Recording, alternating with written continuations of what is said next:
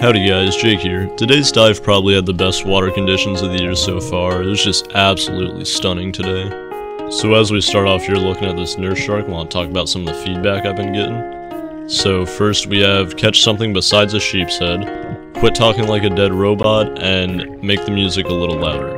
While you guys are being kind of picky, you're only getting 2 of those things.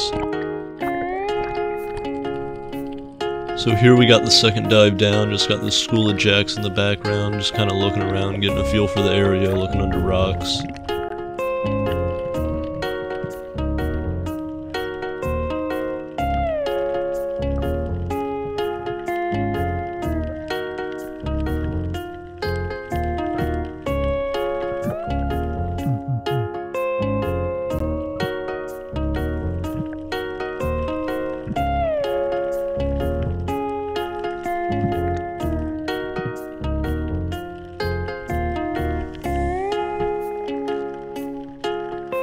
Doing the same thing here, just checking all the cracks and crevices, seeing to find any goodies. End up finding a pretty good sized lobster in my search.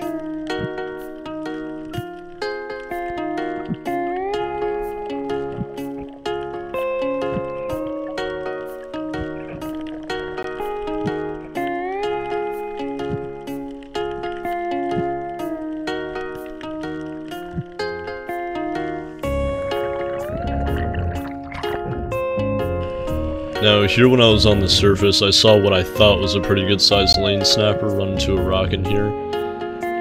It turned out he was incredibly tiny, but he looked a lot bigger from the surface, so I go down and I'm sitting kind of in front of the rock. I'm just sitting waiting, because I know he'll come out eventually. He goes head peeks out, I realize this man is absolutely tiny. And he ends up coming out the other side. It's still nice to see him swim by, a real pretty fish.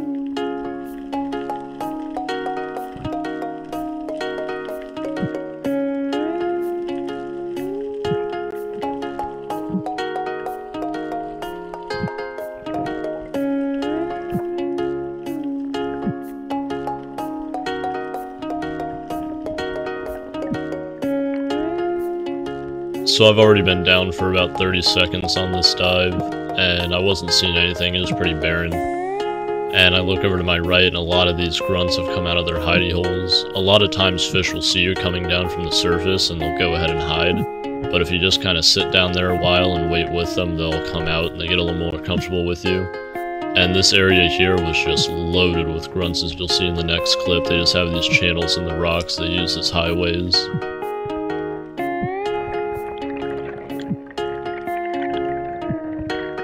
So I took a dive down here to come check out this beautiful angelfish, just some stunning colors on it.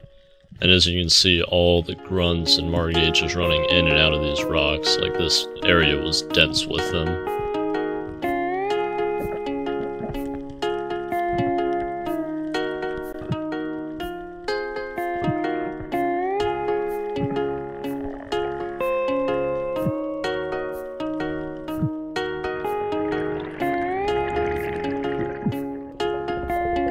So I kept swimming along looking for some bigger fish to take home, and I run into this absolute unit of a stingray. He was probably about 6 foot long head to tail, and he was just cruising up current like it was nothing. I'm sitting here kicking as hard as I can just to keep up with him.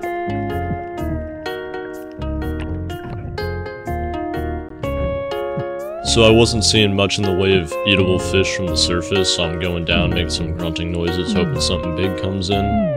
And a lot ends up going wrong on this dive. I see this barracuda, and then I proceed to whip my head around way too fast and scare him off.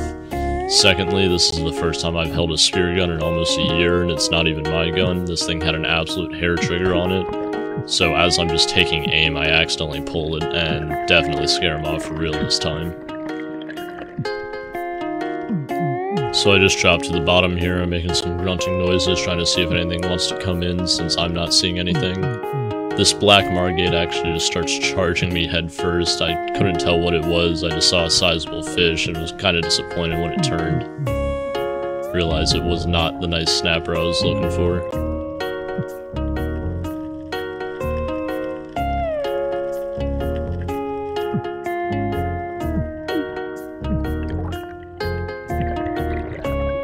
So I managed to run into this channel of grunts again, got that same angelfish down there, and there was a school of palometta swimming above them. Looked around trying to find the biggest one, and then these two swim in front of each other and line up, and I'm thinking, oh hey, you know, I can take them two in one shot. Then I do a really half-assed job aiming, and I miss. Turns out guns actually shoot where you point them.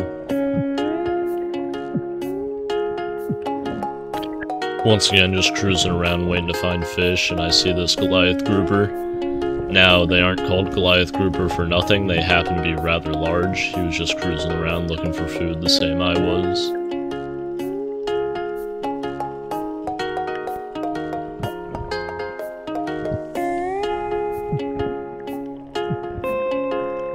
Now, I managed to re-find the school of palometta, and I'm taking a dive on them here.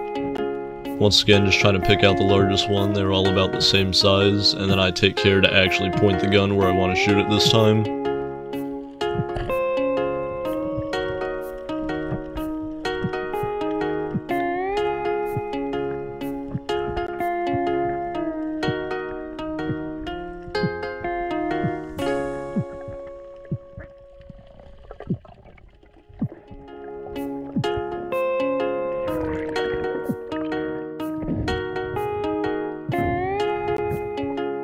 Now we decided to change spots here because we would have spent all day on the reef searching around for fish that were hiding from us. Just hopped in the water, and as I'm loading up the gun, this giant 12-foot saw shark swims into vision in the background. Now at this point it was my turn to go hop in the boat and drive it and let the man with the $3,000 camera go get some footage of it. So whenever that's uploaded, I'll have a link for it in the description. It's really quite beautiful. After he got some footage of the sawfish, I'm now diving the same spot. There's just massive balls of bait here. You can see on the left there's a pretty big Goliath Grouper swimming through it.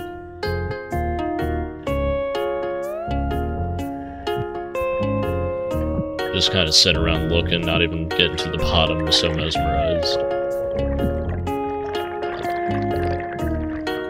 So the wind was picking up, day was coming to a close, it was time to make the trip back home, and I'm on a new dive buddy's boat, Anthony Underwater. Please check out his channel, it's in the description. And almost managed to go a full day without hurting myself until his boat gave me a real nice stub toe. I stubbed my toe real fucking good on that little wing. Oh, he's been initiated. After this, we cut into the kitchen with the palometta. I already gutted him in the water, now I'm just scaling him with a butter knife. Plan to cook him whole. We're gonna steam him and serve him with red sauce. So giving him some real deep scores along his body. It's gonna help a lot of the flavors seep into it when we're cooking him. Gonna go ahead and do that for both sides. After we scored him, I'm making some garlic paste. You're allowed to use the stuff out of the tube as long as it's garlic and in the form of a paste.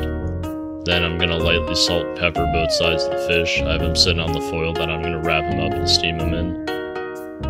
Go ahead and just start spreading that around. Make sure to not forget the gut cavity. And then in the background I got a lemon I cut up. About half of it I'm gonna use just for the juice. The other half I'm gonna use for the slices. I'm gonna go ahead and pour that half lemon's juice on top. It's gonna already help get some of those flavors seeping down in between the cracks of the fish. Once again, don't forget the gut cavity. Now I'm going to lay these lemons on top, then you just teleport to the other side of the counter, and then lay some tomatoes on top too.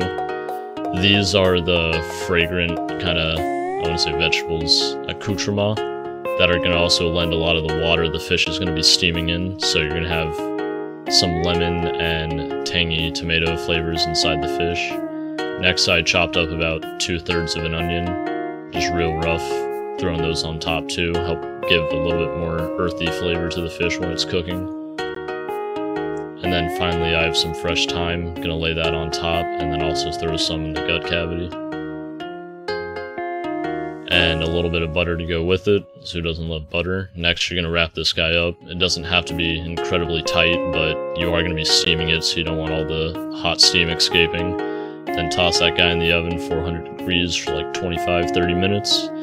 While you're doing that, we're going to make our red sauce. This is just tomato sauce that I've added a lot of onion and garlic to. You can spend 6 hours making tomato sauce or also buy it out of a can, your choice. Then we're going to cook this down until it has a consistency where you can pretend to be Moses and literally split the Red Sea. Once you're there, we're going to start adding horseradish in very small amounts, stirring it in, and then tasting it. I added about 8 tablespoons to this, but do it to your own taste. Horseradish is kind of like wasabi, so everyone has their own favorite level of spice.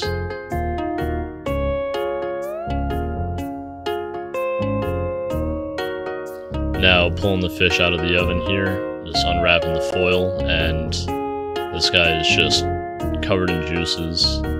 Looks really nice, super tender too. I tried to pick him up with my hands, but he's falling apart, so I gotta go over and get the spatula just to take him out. Next, I sneak a little bit of it before I add the sauce, and it just fell apart in my hands into really white meat. It's the first time I've had palometta, and my first impression of it is that it's a really sweet tasting meat. Next, I can go ahead and take off all the mushy lemons and tomatoes that we're not going to eat, and pour on the red sauce, and then I have some green onions here I cut up just to add as decoration. Then you end up with something like this. Now, as I said, this is my first time ever eating palometta, and I think this speaks for itself with how good it was. I was left with a pile of bones and fins.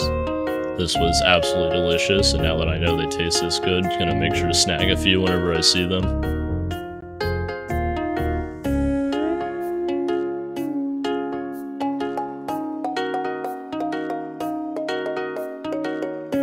Now, thank you guys for watching all the way through. I try to go diving pretty often, so if you want to subscribe, YouTube will notify you whenever I have a new video out. On top of that, I would definitely greatly appreciate it.